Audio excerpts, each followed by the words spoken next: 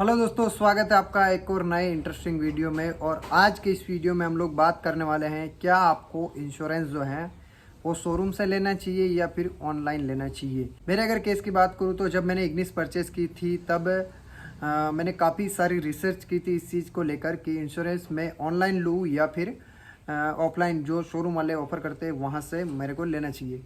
तो मैंने कई सारे वेबसाइट्स भी ट्राई किए थे और जैसे ही मैंने गाड़ी बुकिंग करवाई उसके बाद में मैंने रिसर्च शुरू कर दी थी कि मेरे को इंश्योरेंस लेना है। तो काफ़ी सारी वेबसाइट जैसे कि पॉलिसी बाजार हो गई, तो वहाँ पे मैंने ट्राई किया था इंश्योरेंस के लिए अपने कार की डिटेल फिल करके।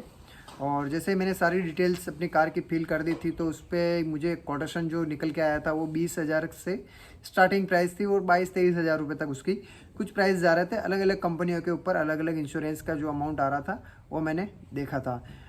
पॉलिसी बाज़ार का जो इंश्योरेंस था मुझे उसके साथ में मुझे एक दिक्कत लगी थी, वो कि जो पॉलिसी बाज़ार के ऊपर जिन कंपनियों के इंश्योरेंस पॉलिसीज़ दिखा रहा था तो उनमें क्या है कि मतलब जो शोरूम वालों के साथ में जब भी आपकी कार एक्सीडेंट हो जाती है तो क्या है कि कैशलेस क्लेम सेटलमेंट का जो सिस्टम है यानी कि उनके साथ में टाई अप नहीं है।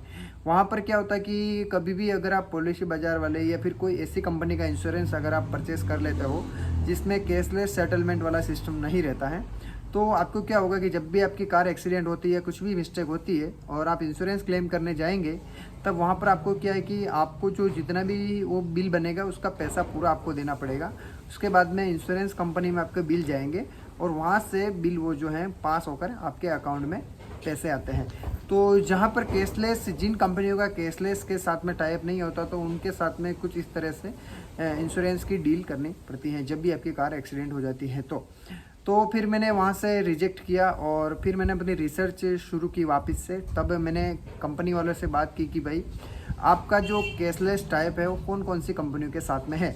तो अब उन्होंने मेरे को लिस्ट बताई और 8-10 कंपनियों के नाम बताए थे, जिसमें से चोलामंडलम इंश्योरेंस है, ICICI का लैम्बार्ड है, यूनाइटेड है, नेशनल है और HDFC का अर्गो है और भी बहुत 2-3 कंपनियों के नाम बताए थे। मेरे को एग्जैक्टली इतना याद नहीं है। तो फिर मैंने वापस से रिसर्च शुरू की और जिन जिन कंपनियों के उन्होंने मेरे को नाम बताए थे तो मैंने वहाँ पे उनकी पर्टिकुलर वेबसाइट पे जाके इंक्वायरी डाली कि मेरे को इस कार का इंश्योरेंस लेना है तो आप प्लीज़ मुझे कोटेशन दीजिए।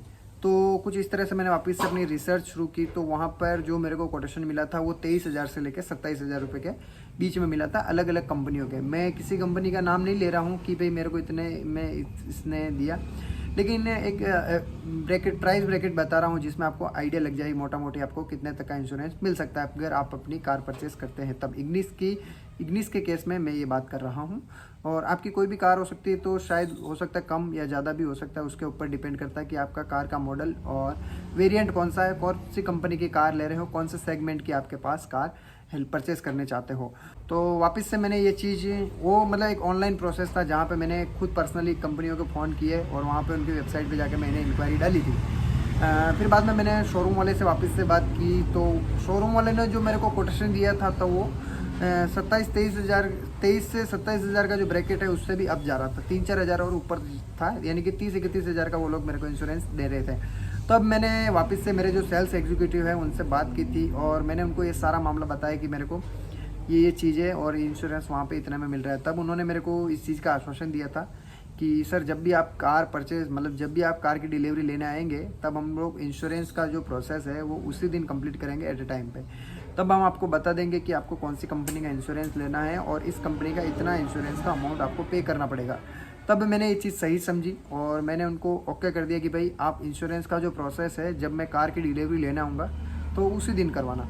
तो जिस दिन मैंने कार की डिलीवरी ली थी तो उस दिन हम लोग इंश्योरेंस प्रोसेस करने गए थे और उन्होंने लाइव मेरे सामने ही इंश्योरेंस को प्रोसेस किया था।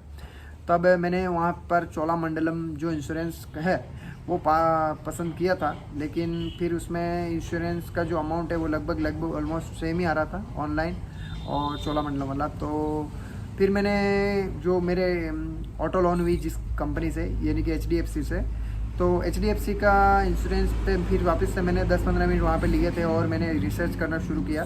तो चोलामंडलम के कंपैरिजन में मुझे HDFC का जो अर्गो इंश्योरेंस है, ऑटो इंश्योरेंस था, वो मुझे वहाँ पर बेस्ट लगा और उसका कुछ जो अमाउंट था वो 28,000 27,000 के करीब उसका अमाउंट था और उसमें लगभग मेरे सारे चीज़ें कवर हो चुके थे। जीरो डेप्थ कवर हो चुका था उसमें, थर्ड पार्टी इंश्योरेंस की कवर, कंज्यूमेबल का प्रोटेक्शन, और RTI रिटर्न टू इनवॉइस जो होता है वो, और 2-3 चीज़ें और कवर थी, मेरे को एग्जैक्टली इतना याद नहीं है।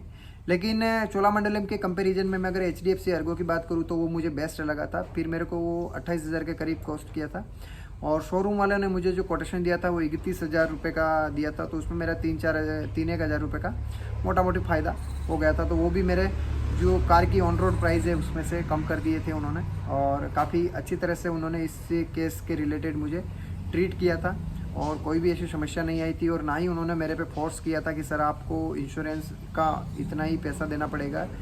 और उन्होंने मुझे सबसे बड़ी तसल्ली वाली बात कब मिली, जब उन्होंने पूरा इंश्योरेंस का जो प्रोसेस है वो मेरे सामने किया, और मैं इस चीज़ से काफ़ी संतुष्ट हूँ। फाइनली दोस्तों, अब मैं कंक्लूजन की बात करता हूँ, तो आपको क्या इंश्योरेंस ऑनलाइन लेना चाहिए या फिर ऑफलाइन लेना चाहिए। तो दोस्तों, मैं आपको यहाँ पे एक चीज़ रेकमेंड करूँगा, ये मेरा पर्सनल ओपिनियन है, बाकी आपको क्या लगता है या फिर आपकी जो चॉइस है वो आप पसंद कर सकते हैं। मैंने शोरूम से इंश्योरेंस लेना इसीलिए पसंद किया कि अगर जब भी हम लोग फर्स्ट टाइम कार परचेस कर रहे हैं, तब क्या है कि अगर आप इंश्योरेंस बाहर से लेते हैं तो वो लोग मना नहीं करेंगे, लेकिन एक जो रिलेशन बिल्ड करना पड़ता है, मान लो आपकी घर में भगवान ना करे ऐसा कुछ हो और कुछ भी हो जाता है, तो वो लोग आपको मतलब एकदम अच्छी तरह से ट्रीट करेंगे और अच्छी तरह से आपके सपोर्ट भी करेंगे। आपको कोई भी दिक्कत आती है तो आपको सपोर्ट करेंगे। और अगर आप इंश्योरेंस शोरूम से लेते हो, तब मान लो आपने इंश्योरेंस बाहर से लिया है और उसमें मान लो कभी कुछ दिक्कत आती है, तब जाके शोरूम वाले आपको इतना अच्छे से ट्रीट नहीं करेंगे, और वो चीज़ आपको मतलब सपोर्टिव में नहीं रहेंगे। वो फिर आपको बार बार एक ही चीज़ बोलेंगे, सर इंश्योरेंस आपने लिया तो वो आपकी रिस्पॉन्सिबिलिटी है, वो कैसे प्रोसेस करवाना है, क्या करना है, उसका वो डिसीजन आप लेंगे। मैंने अभी तक ये चीज़ पर्सनली एक्सपीरियंस नहीं की है, लेकिन शोरूम से लेने का बेनिफिट यही रहता है कि वो हम लोगों को कोऑपरेट करते हैं, सपोर्ट करते हैं। और 2-3 हज़ार रुपये अगर आप बड़ी गाड़ी ले रहे हो तो 2-3 हज़ार 4 हज़ार का डिफरेंस है, तब तक मैं आपको रिकमेंड करूँगा कि आप इंश्योरेंस जो है वो शोरूम से ही लें। और दूसरी चीज़, मान लो आप पर्सनली इंश्योरेंस लेने जाएंगे तो चोलामंडलम से ले या फिर ICICI लैम्बार्ड से ले, तो उनका क्या है कि उन कंपनी का आपको इंश्योरेंस मिलेगा।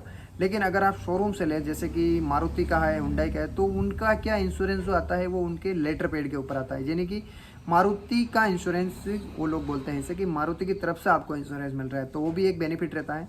और मारुति का इंश्योरेंस है तो मतलब जब भी आपकी गाड़ी में कुछ मिस्टेक आती है, दिक्कत आती है, तब क्या होता है कि आपको क्लेम करते समय आपको क्या है कि कोई दिक्कत नहीं आती। जैसे उनका जो एडवाइज़र रहता है या फिर उनका जो मैनेजर रहता है, बॉडी शॉप मैनेजर, तो वो तुरंत ही देख के समझ जाते हैं कि भाई अपना कंपनी का इंश्योरेंस है, तो इनको और बेहतर सुविधा मिलनी चाहिए। तो कुछ इस तरह से मेरा एक्सपीरियंस है जो मैंने आपके साथ में शेयर किया है कार इंश्योरेंस का रिलेटेड। आपको ये वीडियो कैसा लगा हमें कमेंट सेक्शन में ज़रूर बताइए, और अगर आपकी कोई क्वेरी है और आप चाहते हैं कि हम उस पर वीडियो बनाएं, तो भी हमें कमेंट सेक्शन में ज़रूर बता सकते हैं। ये वीडियो देखने के लिए आपका बहुत बहुत धन्यवाद। मिलते हैं नेक्स्ट वीडियो में, तब तक के लिए सेफ रहिए और कार चलाते समय सीट बेल्ट जरूर से पहनिए। जय हिंद, जय Bharat. Thank you for watching this video.